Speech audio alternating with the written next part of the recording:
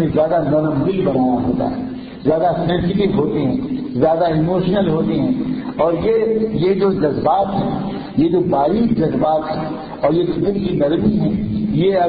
اگر دعا کی شکل میں اللہ کے سامنے آ جائے تو بڑے بڑے انقلاب برپا کرے،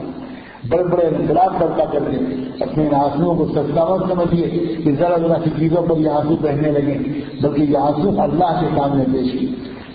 جو عورتوں نے دعائیں مانگی اور اللہ تعالیٰ نے قیامت تک کے لیے ان دعاؤں کو قرآن میں ریکارڈ کر دی، یہ معمولی دعائیں نہیں. اور آپ اگر تاریخ پڑھیں ہمارے سیلیئرز کی، بزرگوں کی، اکابر کی، آپ اگر تاریخ پڑھیں تو کسی بھی اللہ حوالے کو ایسا نہیں پائیں گے جس نے دین کا کام کیا ہے اس کے پیچھے کسی ایک عورت کی دعاؤں کا ہاتھ ہے. اکثر تو ماؤں کو دخل ہوتا ہے کہ ان کی دعائیں اور ان کے آہ و بکا، ان کا رونا، وہ اپنے بچوں کے لیے جو مانگ لیتی ہیں اللہ تعالیٰ سے، اللہ تعالیٰ اسے ضرور قبول کرتا ہے،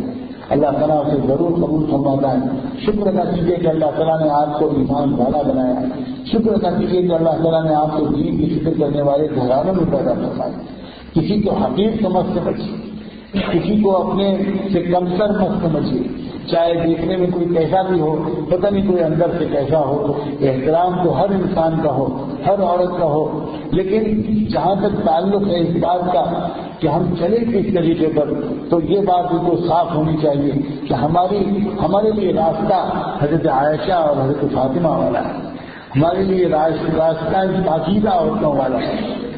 یہ بہادر عورتیں تھیں، یہ پاک باز عورتیں تھیں، یہ علم والی عورتیں تھیں، یہ خدمت والی عورتیں تھیں، یہ وفادار عورتیں تھیں، یہ اپنی عزت بیچنے والی عورتیں نہیں تھیں، یہ بے پردگی اور بے حیائی والی عورتیں نہیں تھیں، یہ ناچنے گانے والی عورتیں نہیں تھیں، بلکہ یہ